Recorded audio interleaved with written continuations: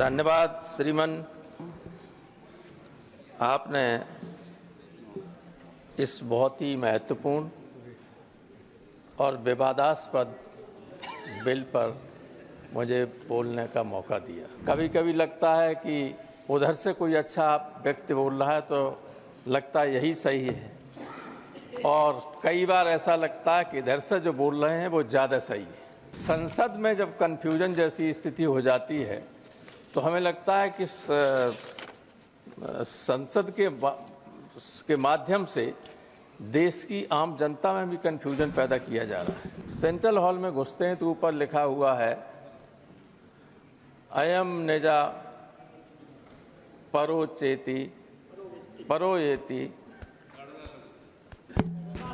गणना लघुचेत साम उदार चरिता नाम तो वसुधैव कुटुंबकम। मैं तो यही अपेक्षा करता हूं सरकार से, खास तौर से, क्योंकि जो विपक्ष में बैठे हुए हैं वो कुछ बना बिगाड़ नहीं सकते, लेकिन जो इधर बैठे हुए हैं वो बहुत कुछ नुकसान कर सकते हैं देश का, लोगों का और संसदीय लोकतंत्र की जो मर्यादा है उसका भी। हमारे जो पहले वक्ता बोल रहे थे, ऐसा लगता था कि जाने कितना प्रेम गरीब मुसलमानों के प्रति इनके मन में उभर आया। आंसू निकल आए सर, आंखों से आंसू आ गए। इन्हें हम आज से जानते जो मुख्यमंत्री रहा उसके साथ संबंध में आया, अखिलेश से बहुत अच्छे संबंध है और मुझसे तो बहुत ही अच्छे संबंध रहे। किसी एक आदमी से लड़ने की वजह से यहाँ आ गए, लेकिन अच्छी बात है इसकी आलोचना करने से बड़े पद पर पहुंचे। 14 से 24 तक आपको याद ही नहीं रहा, 10 साल आपको याद ही नहीं रहा कितनी बड़ी संपत्ति वक्फ बोर्ड के पास है, इतना पैसा वक्फ बोर्ड के पास है। जब सारी संपत्ति देश की बेच ली तब फिर देखा गया कि कहां बची हुई है तो आप वक्त पे आ गए।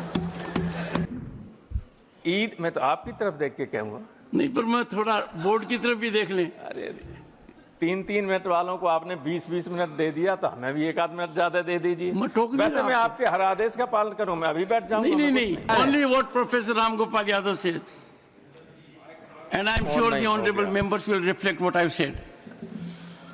प्रोफेसर राम गोपाल यादव। धन्यवाद श्रीमान। आपने इस बहुत ही महत्वपूर्ण और विवादास्पद बिल पर मुझे बोलने का मौका दिया।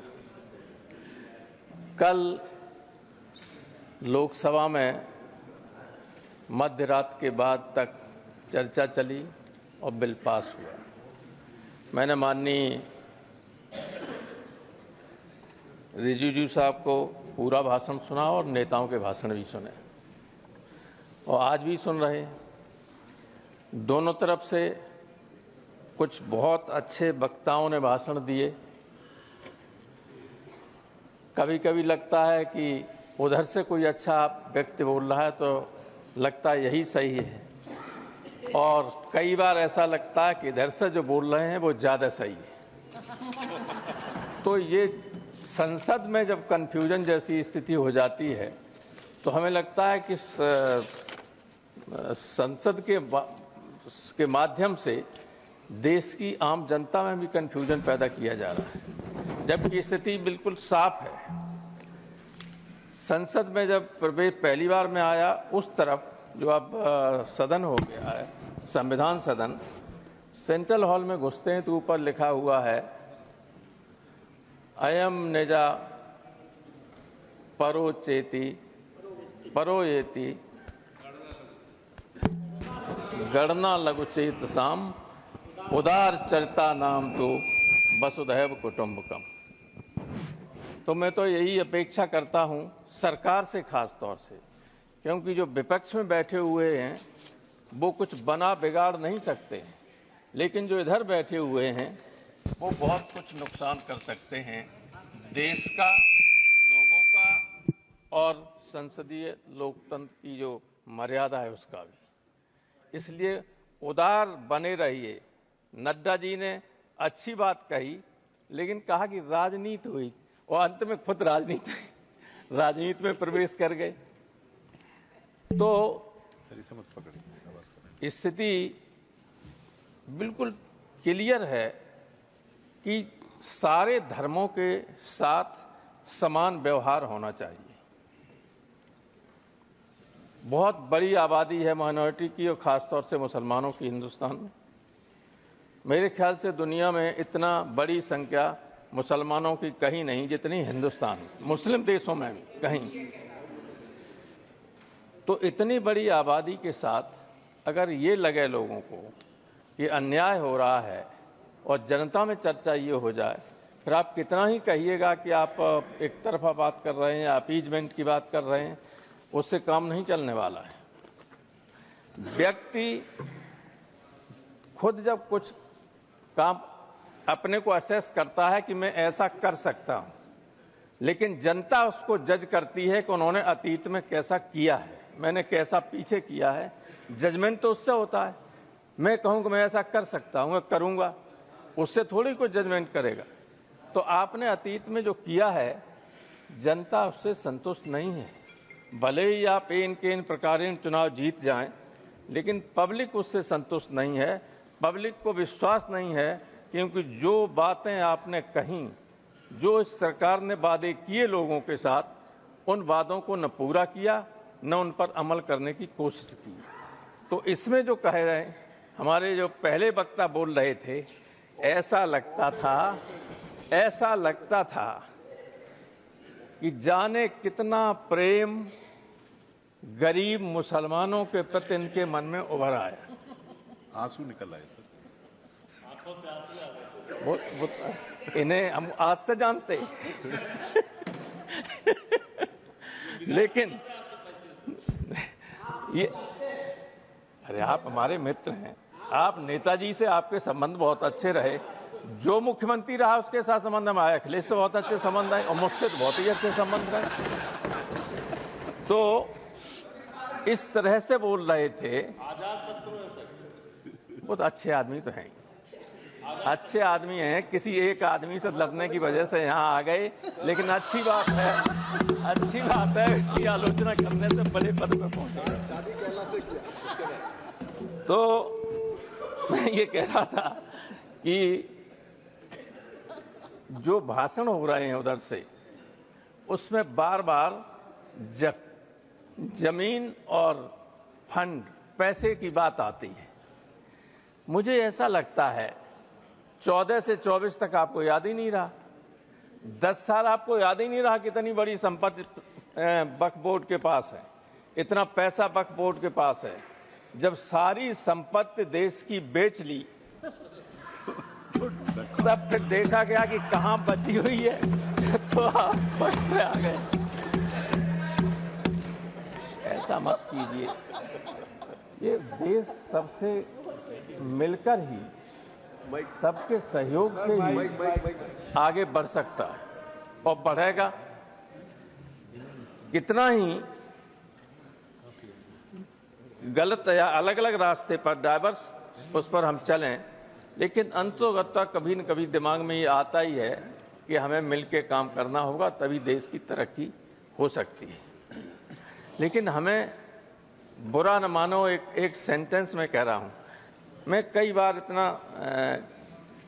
ज़्यादा कटु सत्य कभी नहीं बोलता, और इसलिए नहीं बोलता हूं कि आगे की लाइन में और पीछे भी दोनों तरफ, खासतौर से उस तरफ जो लोग बैठे हुए हैं, उनका मैं बहुत लिहाज करता हूं। तो कहीं इनको बुरा न लगे इसलिए नहीं कहता हूं, लेकिन मुझे ऐसा लगता है, प्रोफेसर मनोज झा ने इशारा किया था कि हम धीरे धीरे डेमोक्रेटिक स्टेट से टोटलिटेरियन स्टेट की तरफ बढ़ रहे हैं, और ये बहुत ही नुकसानदायक बात होगी, इधर बैठे हुए लोगों के लिए भी और उधर बैठे हुए लोगों के लिए भी, अगर ऐसी स्थिति आती है तो। इसलिए ये स्थिति मत पैदा होने दीजिए।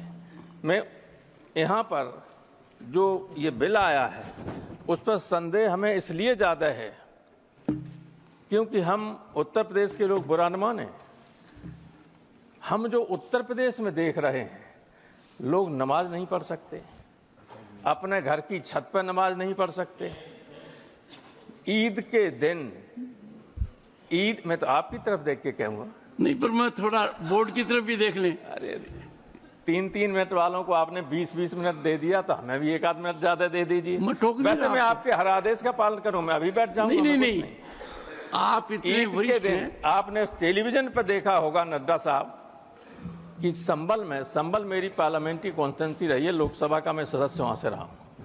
ईद के दिन जब लोग नमाज पढ़ रहे थे तो बाहर अधिकारी नंगी हाथ में रिवॉल्वर लिए हुए घूम रहे, फोर्स के साथ, जहां शांति की बात होती है। जब ये माहौल प्रदेश में कहीं हो जाए तो आप किसी अच्छे मन से भी अगर कोई बिल लाएंगे जिसमें इन्वॉल्व माइनॉरिटी होगी, उनको भरोसा हो ही नहीं सकता आप पर। इसलिए पहले तो उत्तर प्रदेश की सरकार को संभालिए कि माइनॉरिटी के साथ व्यवहार ठीक करे, और उसके बाद इस तरह के बिल लाएं तो इसमें भी संशोधन। ये तो आपने सोचा ही नहीं, हमें लगता कि इसको इम्प्लीमेंट करेंगे तो कितना संकट आएगा सामने, उसको लागू करने में आपके ही सामने दिक्कत आ जाएगी। 5 साल से इस्लाम का प्रचार कर रहा हो, जो हिंदू पैदा हो गया वो हिंदू है, जो मुस्लिम पैदा हो गया वो मुसलमान है। अब वो प्रचार कर रहा है, प्रसार कर रहा है, इस्लाम का कर रहा है कि नहीं कर रहा है, ये आपके हाथ में, न हमारे हाथ में, ये तो ईश्वर के हाथ में है, अल्लाह के हाथ में। कौन कहाँ पैदा हुआ, जो पैदा हुआ जहाँ वो है, अगर मुसलमान पैदा हुआ तो मुसलमान धर्म का है कि नहीं, माना जाएगा कि नहीं माना जाएगा। तो 5 साल का वो उसमें बैरियर लगाने से क्या फायदा है। थैंक यू प्रोफेसर साहब। पूरी बात, और सारा अधिकार अगर कलेक्टर को दे दोगे तो आर्टिकल 26 का उल्लंघन तो है ही। फंडामेंटल राइट्स भारतीय संविधान के 3रे अनुच्छेद 3रे भाग में है, वो शुरू होता है, उसमें आर्टिकल 13 में साफ लिखा हुआ है कि इस भाग के अंतर्गत जितने भी अधिकार दिए गए हैं उनको सीमित करने वाला, छीनने वाला कोई भी कानून बनाया जाता है तो वो कानून रद्द होगा। आर्टिकल 13 में है, आप जानते हैं, सभी जानते हैं, बड़े बड़े वकील बैठे हो। तो आर्टिकल 13 और आर्टिकल 26 में है कि आप कोई भी माइनॉरिटी अपना रिलीजियस मैनेजमेंट और सारी व्यवस्था खुद कर सकते। दोनों को एक साथ पढ़ें तो आप स्वयं इस निष्कर्ष पर आ जाएंगे कि सब इलीगल है, असंवैधानिक है। तो कोई असंवैधानिक काम मत कीजिएगा। आप बहुमत में हैं दोनों जगह, वहां तो बहुमत बना लिया आपने और यहाँ हो गया आप, यहाँ वास्तव में बहुमत आप। थैंक यू प्रोफेसर साहब। उसका दुरुपयोग मत कीजिएगा, मेरी यही राय है। Thank you. ईश्वर से डरिए, क्योंकि ये कोई दुश्मन नहीं है आपके। दुश्मन है होता है अहंकार व्यक्ति का, और कभी कभी कुछ लोग उधर से ऐसे बोलते हैं, आप तो बहुत विनम्र लोग हैं, जिनके बोलचाल से ही अहंकार टपकता है। अहंकार से बड़ा दुश्मन कोई किसी का नहीं होता, और जिसको अहंकार हो जाता है उसका नुकसान तो करता है। थैंक यू बहुत बहुत धन्यवाद।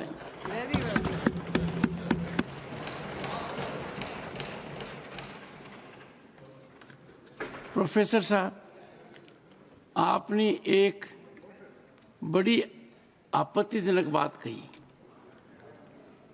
अब आप भी सोच रहे होंगे कौन सी आपत्तिजनक बात कही।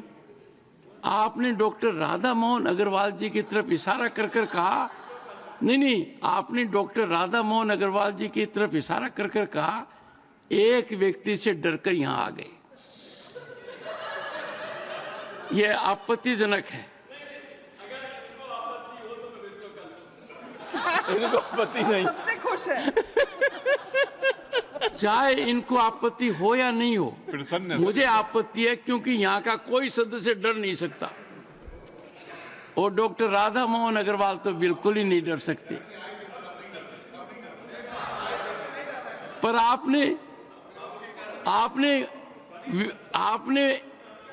आपने उस व्यक्तित्व का महामंडन किया है। यह आपकी साजिश है, सोच समझ कर किया है। और एक बात शुरुआत की आपने कि आपके प्रांत में ऐसी ताकत है कि लोग यहां आते हैं, यही कहा ना आपने।